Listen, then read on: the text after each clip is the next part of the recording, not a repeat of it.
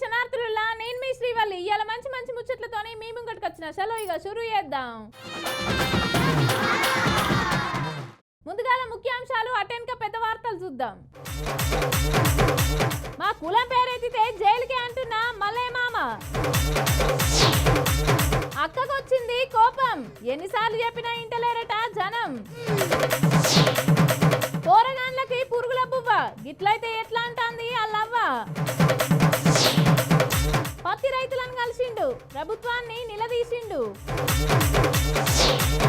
దుమ్ము కలిసిన beer wines ముంగట్నే పోరు. ఛార్జింగ్ స్కూటీ పేలింది, ఇంటి సౌకోటు కాలింది.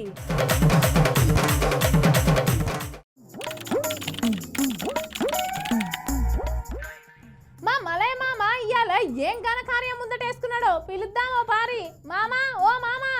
ఇన్నొద్దుల సందు ఓపిక పట్టినా కానీ ఓపిక పట్టే సవాలే లేదు.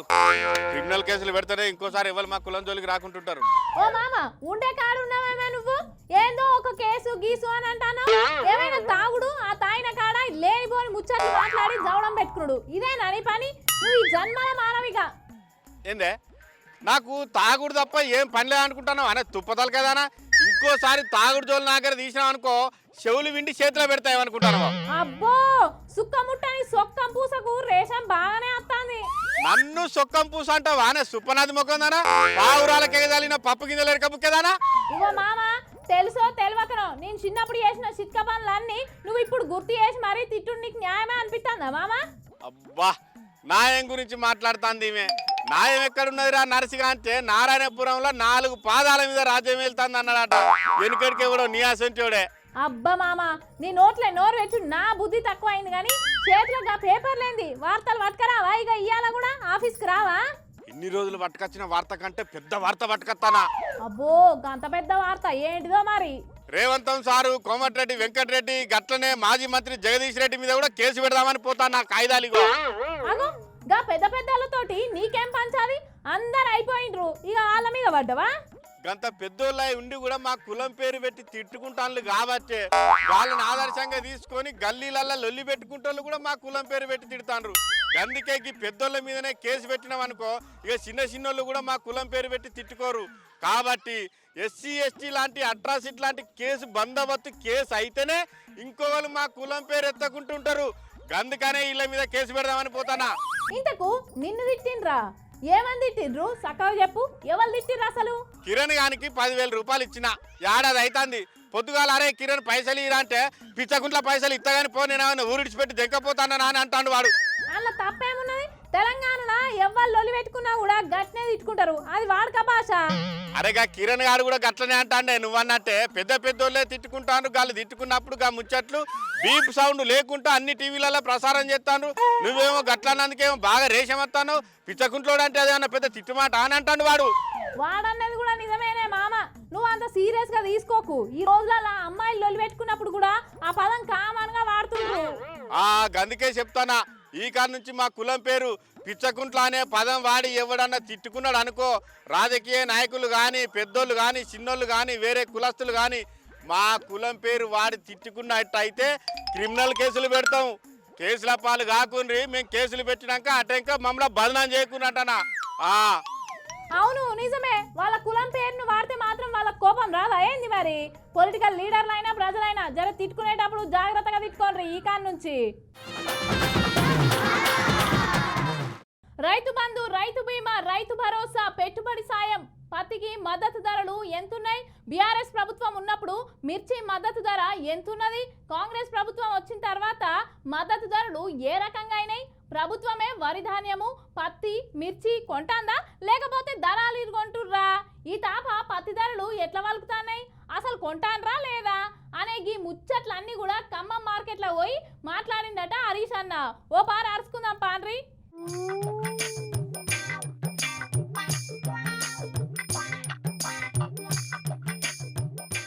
రాష్ట్రములనే అన్నిటికంటే పెద్ద మార్కెట్ అయిన ఖమ్మం మార్కెట్లకు మన హరీష్ అన్న పోయిండుళ్ళు. ఇగో దిగుడే కార్యకర్తలు రైతులు ఎదుర్కొండ్రు. అచ్చాక మీ రాగురి కార్యకర్తలు జర నిమ్మలంగా కలుస్తాం మిమ్మల్ని కానీ ముందుగా రైతన్నలను కలవనియుర్రని మార్కెట్లకు పోయి రైతన్నలతోటి ఒక్కొక్కరితోటి మాట్లాడుతుండు చూడుర్రి. చెప్పు కాక ఎట్లా పోతుంది కింటాకు పత్తి ధర?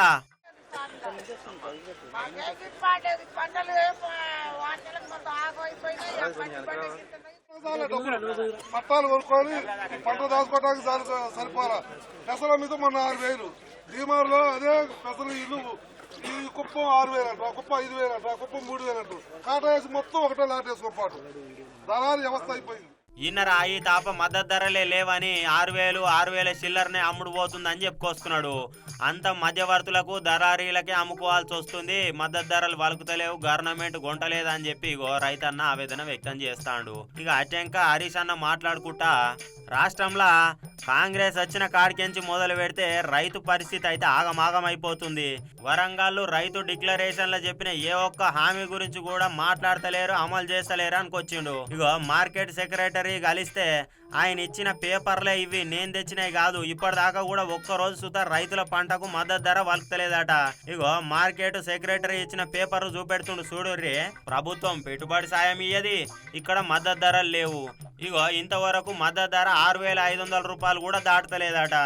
దిగుబడి రావడం లేదు, కనీసం మద్దతు ధర కూడా ఇవ్వకుండా రైతుల్ని చాలా తీవ్రంగా నష్టపరుస్తూ ఉంది కాంగ్రెస్ పార్టీ.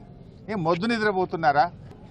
మీరు రుణమాఫీ చేయలేదు, రైతు బంధు ఇవ్వలేదు, కౌలు రైతుల్ని ఆదుకోలేదు, అదేవిధంగా వ్యవసాయ కూలీలను ఆదుకోలేదు, పంటలకు బీమా అన్నారు, బీమా చేయలేదు, ఏ ఒక్క హామీ కూడా రైతులకు ఇచ్చింది నిలుపుకోలేదు. 7,521 రూపాయల పత్తి మద్దతు ధర అయితే మార్కెట్లో కొంటుంది మాత్రము 6,400, 6,500 ఈ జిల్లాల 3 మంత్రులున్నా గానీ ఒక్కనాడన్న రైతుల గురించి మాట్లాడింది లేదు. ఎంఎస్పీ ఎందుకు వస్తలేదు, మద్దతు ధరలు ఎందుకు వస్తలేవని అడిగిన వాళ్ళు లేరు, పాపాన ఓలే అనుకొచ్చిండు. రైతుల గురించి రివ్యూ చేసే టైం ముఖ్యమంత్రికి లేదు. మందు అమ్మకపోతే తెగ బాధపడుతున్నాడు రేవంత్ రెడ్డి. ఆయనకు ఈ తెలంగాణను తాగుబోతుల తెలంగాణ చేయదలుచుకున్నాడు. రేవంత్ రెడ్డి హయాంలో ఇవాళ పత్తి వేసిన రైతులందరూ కూడా కళ్ళలో నీళ్లు పెట్టుకుంటున్నారు.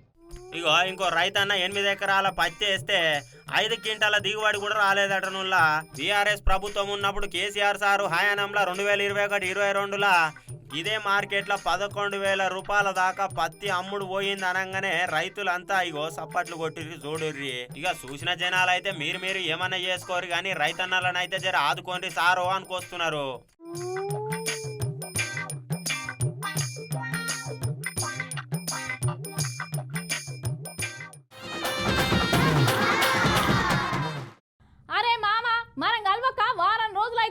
ఈ సండే నన్న దావత్ చేసుకోవాలి.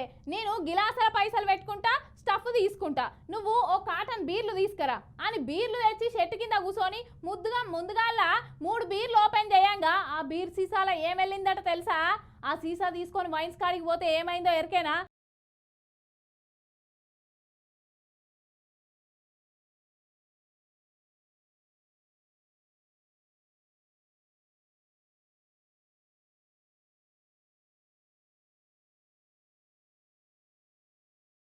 వచ్చిందంటే చాలుగా అరే మామ నీ దగ్గర పైసలు ఉన్నాయి తీరా, నా దగ్గర 500 ఉన్నాయని మనిషికో 100-200 వేసుకున్నాడు, బ్రాండ్ షాప్ పోడు, కాటన్లు బీర్లు తెచ్చుకున్నాడు, కుమ్మేసుడు కదా. ఇక మన తాన్న అయితే ఐసు పోరగాన్లు అయితే ఇక మంచినీళ్ళ కంటే ఎక్కువ బీర్లు తాగుతుండొచ్చు.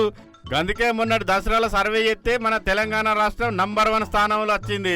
ఇక జీవనాధారం కోసం కట్టం చేసే జీవులకైతే ఓ బీరు గుంజాల కంపల్సరీ అన్నట్టే జీవి గుంజుతుందిలా, లేకుంటే నిద్ర కూడా పట్టదాయే. ఐసు పోరగాళ్ళు ఇష్టంగా తాగే బీర్లల్లా అప్పుడప్పుడు దాంట్లో కప్పబడ్డది, దాంట్లో బల్లి పడ్డది, చచ్చిపోయిన పాములు వచ్చిన సందర్భాలు కూడా ఉన్నాయి కదా. ఇగో ఇప్పుడు గీ బీర్లో కూడా ఏం వచ్చిందట. ఇగో అన్న చెప్తాను నేను. కాటన్ బీర్లు తీసుకుపోయినాం, అందులో 3 ఓపెన్ చేసినాం. డస్ట్ గిట్లు ఉంటే మేము బయటకి వచ్చి ఎగిరి పడ్డది. ఇంకొకటి ఓపెన్ చేసిన దాంట్లో చూస్తే ఫంగస్ ఉన్నది 15 నిమిషాల క్రితం.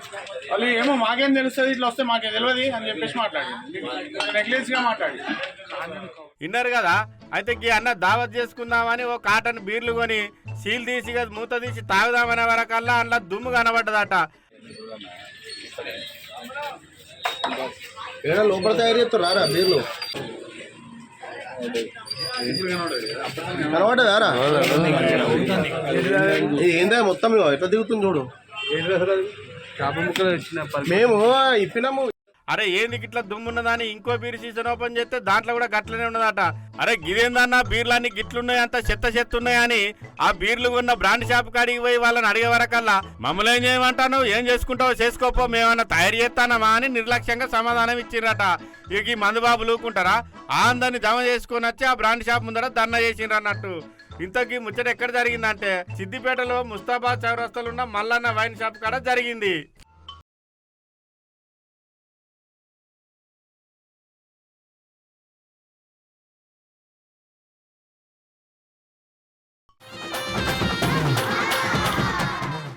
పెట్రోల్ అవసరమే లేదు, పోతుంటే సప్పుడే రాదు, కాలుష్యం అస్సలే కాదు. ఏడ చూసినా, ఏ పట్టణంలో చూసినా, ఏ పల్లెలో చూసినా అందరూ ఈ బండ్లే వాడుతున్నారు. ఈ బండ్లతోటి ఎన్నో పనులు అవుతాయని, ముఖ్యంగానైతే పెట్రోల్ పోసుడు తప్పుతుందని చాలా మంది ఎలక్ట్రిక్ స్కూటీలు, బైకులు, కార్లు కొంటా ఉన్నారు. ఇక గట్లనుకోనే గీ అక్కోలు సుత 40 రోజుల కింద ఈ స్కూటీని కొని ఛార్జింగ్ పెట్టంగా గింత కథ అయిందట.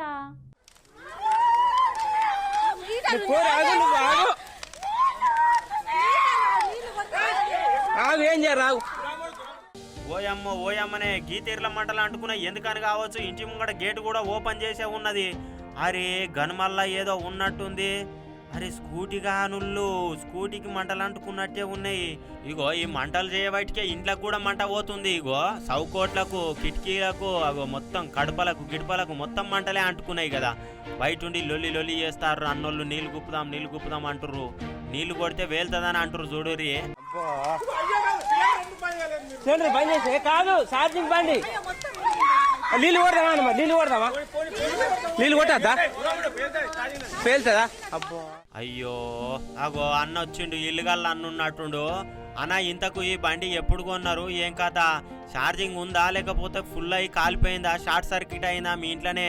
ఏంది కథ ఒక పారి చెప్పు మొత్తము. ఛార్జింగ్ ఐక్యూబ్ తీసుకున్నాము. 1,22,000 పెట్టి తీసుకున్నాము. 1 మంత్ అవుతుంది. అయితే ఇక్కడ 30% ఛార్జింగ్ ఉన్నది. ఛార్జింగ్ ఉన్నాక ఛార్జింగ్ పెట్టినాము. ఇట్లా పక్క పండి పెరట్లకు పోదామని వెళ్ళినాము. వెళ్ళి వచ్చే వరకు మొత్తం ఫైర్ అయింది.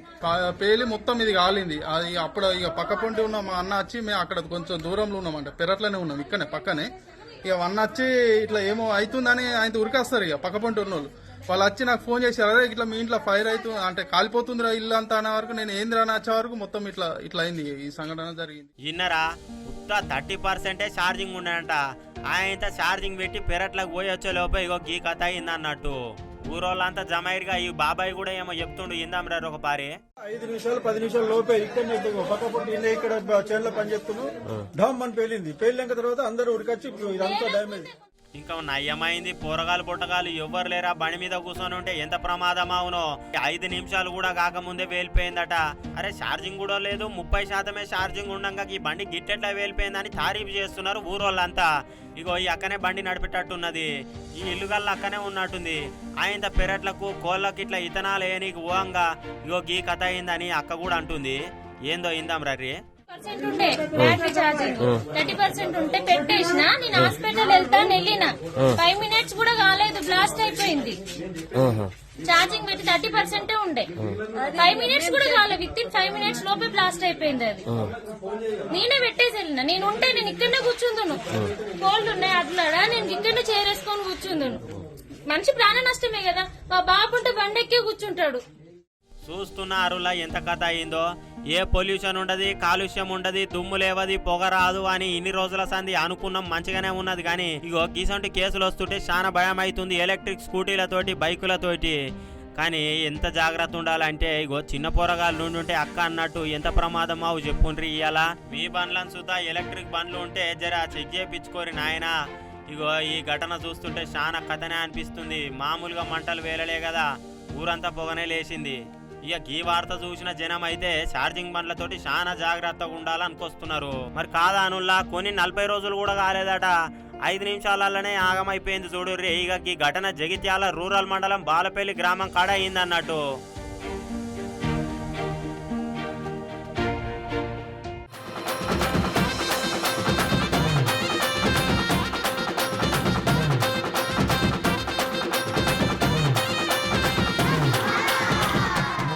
వెల్కమ్ బ్యాక్ టు బరాబర్ ముచ్చట్లు. బల్లే చదువుకునేందుకు సదుపాయాలు ఉండయి, చదువు చెప్పే సార్లు ఉండరు, బల్లే తినటానికి పురుగులన్నం. ఇగో గిట్లున్నాయి సర్కారు బళ్ళు. ఎన్నిసార్లు చెప్పినా ఏం చేసినా కూడా మార్పు అయితే వస్తలేదు. ఈ పోరగాళ్ళకు బువ్వ పెట్టే కాడనే గింత కక్కుర్తెందుకు అని తిడతాన్రు పబ్లిక్. ఇగో గీడ కూడా గదే ముచ్చట్నట. ఇంతకు ఏమైందో ఎరకేనా చూడుర్రి.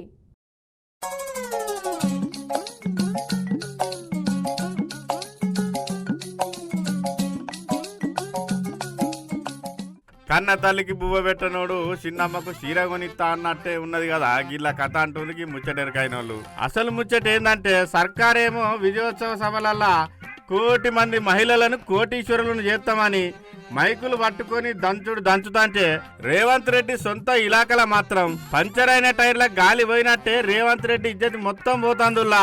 కోటీశ్వరులను తర్వాత చేద్దు గాని ముందుగాలకి బడి పొరగాళ్లకు బుక్కెడంతా కూడుబెట్టుమని అనరాని మాటలు అంటారు సర్కార్ను. పాయిజన్ అయినందువలన కొంచెం ప్రాబ్లం అయింది పిల్లలకి.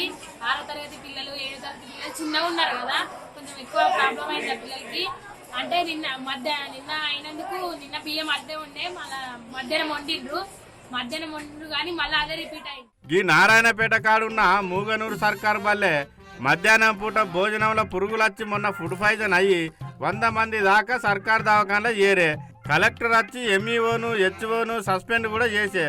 అయినా కూడా నిమ్మకు నీరెత్తినట్లు దులుపుకొని పోతాను గా బల్లె ఆఫీసర్లు. 6 సార్లు కడిగినా కూడా బియ్యం అట్లా పువ్వులు అట్లే ఉన్నాయి చూపించినాం కూడా సార్. ఏమంటారు కడగండి అంటాడు. 6 సార్లు కడిగినాం మేము బియ్యం ప్రాబ్లం ఇంకేం లేదు, బియ్యం పురుగులు. ఫుడ్ పాయిజన్ ముచ్చట మరవక ముందే మళ్ళా నిన్న బువ్వల బొద్దింకలు వచ్చినాయట.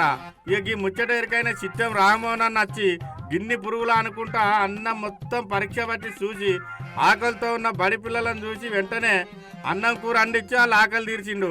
సాయంత్రం దాకా పిల్లలు అన్నం తినకుండా ఉంటే వాళ్ళ ఆరోగ్యం ఏం కావాలో చెప్పుండ్రి. ఈ సర్కార్కు కళ్ళు కనబడతలేవు కావచ్చునా, ఈ పిల్లలు వాళ్ళకు ఎట్లా కనబడతారు కావచ్చు. ఏ పిల్లలే కదా ఏం చేస్తారు అనుకుంటారా ఏమి? మూసి మురికిని గడుగుడు మీద ఉన్న శ్రద్ధ, ఫార్మా కంపెనీ మీద ఉన్న ఆపర్చన, హైడ్రా మీద ఉన్న ఆత్రం ఈ బడి పిల్లల మీద ఎందుకు లేదు కావచ్చు. చాలా మంది హాస్పిటల్ గురయ్యారు కదా, మళ్ళీ ఈరోజు ఏమైందంటే మళ్ళీ చేసిరు, మళ్ళీ అదే రిపీట్ అయింది. కలెక్టర్ అందరూ వచ్చేసారు, మళ్ళీ సేమ్ అదే రిపీట్ అయింది, మళ్ళీ రిపీట్ చేసిరు, మళ్ళీ అదే విధంగా ప్లేట్ల పురుగులు రావడం అవి రావడం జరిగింది.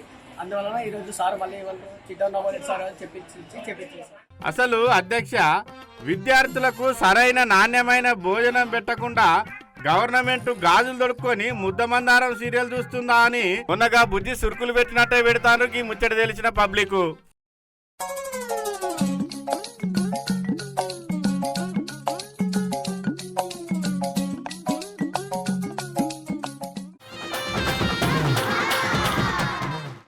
కొంతమంది పని పాట లేని వాళ్ళు చేసే పని ఏంటంటే మంది మీద పడి ఏడవడం. ఇక నోరున్నది కదా అని ఎటు పడితే అటు అన్నుడు, ఏది పడితే అది మాట్లాడుతూ ఉంటారు. ఇంకా సెలబ్రిటీల ముచ్చట్నైతే కొబ్బరి చిప్ప దొరికినట్లే ఫీల్ అవుతూ ఉంటారులా. ఇగో గట్టే కొంతమంది గీ అక్క మీద కూడా ఉత్తుత్తిగానే పుకార్లు పుట్టిస్తుర్రట. ఇంతకీ ఏం పుకార్లు పుట్టిస్తారు, ఆ అక్క ఎవరు, ఈ వీడియో చూసి తెలుసుకోర్రి.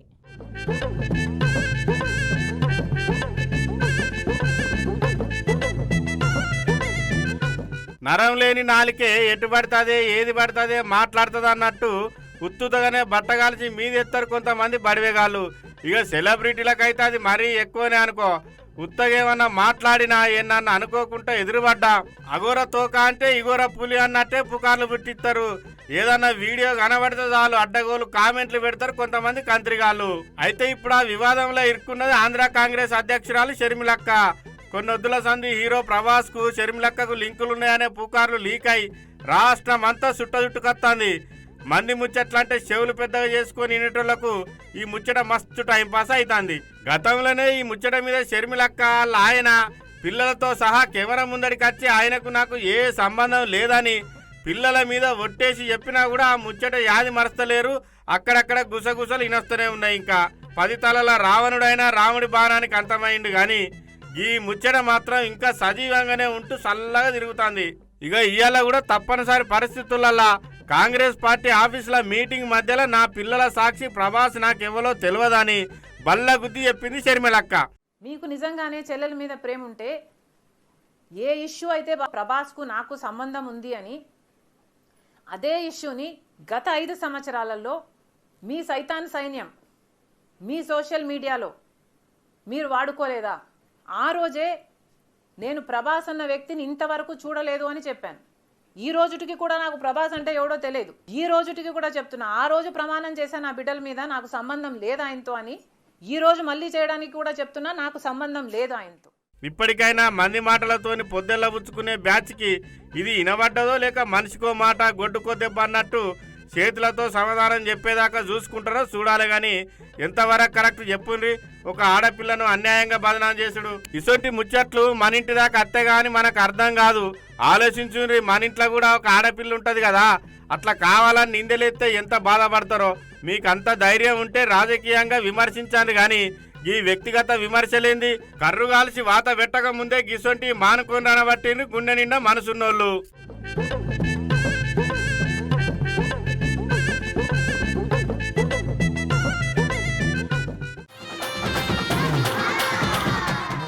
మీకోసం వైరల్ వీడియోలు పట్టుకొచ్చిన చూసేయండి.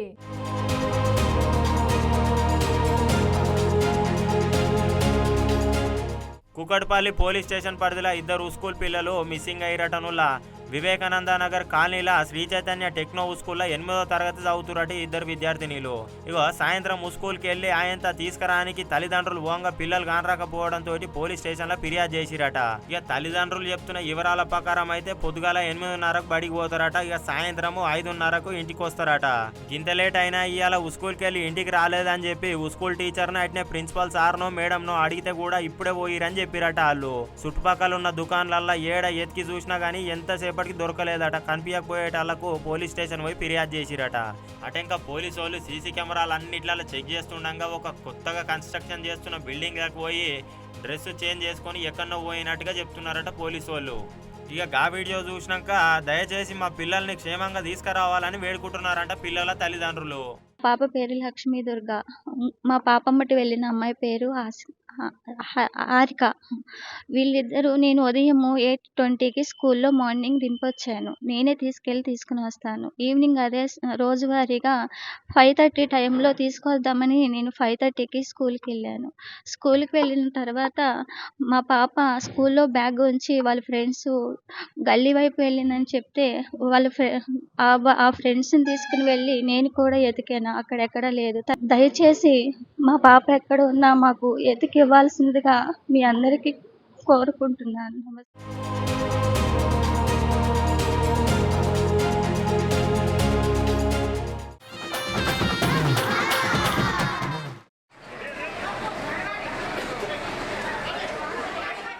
మనము ఎటన్నా పనుల మీద బయటికి వెళ్ళేటప్పుడు మంచిగా ఇంట్లో మన ఇష్టదైవానికి మొక్కి సల్లంగా చూడు దేవుడా ఇవాళ నేను తలపెట్టిన పని మంచిగా అయ్యేటట్టు చూడని మన ఇష్టదైవానికి మొక్కుకొని బయటికి వెళ్తాము. ఇంకా తీర్థయాత్రలకు జాతరలకు పోయేటప్పుడు అయితే నిత్యం దైవనామ స్మరణ చేసుకుంటూనే పోతాము. గుజరాత్లో ఒక అన్న కూడా గిట్లనే మనస్ఫూర్తిగా దేవునికి పూజ చేసుకుందామని పోయి ప్రశాంతంగా ఒక శివాలయంలో పూజ చేసుకుంటా పూజలు ఉండగానే ఆ అన్నకు అకస్మాత్తుగా గుండెపోటు వచ్చి కుప్పగూలిండుల్లా.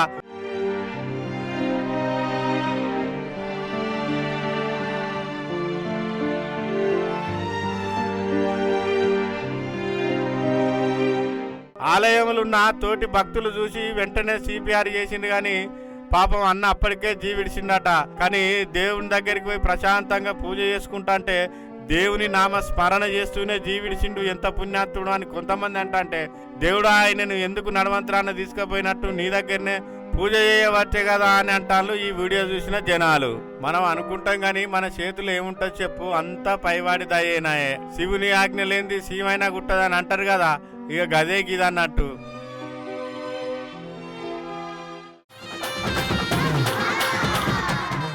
ఇవి యాల్టీ ముచ్చట్లు. రేపటి బరాబర్ ముచ్చట్లలో మళ్ళా కలుద్దాం. అంతవరకు చూస్తూనే ఉండు BRK న్యూస్ తెలుగోడు సత్తా. రేపు మళ్ళొత్తా.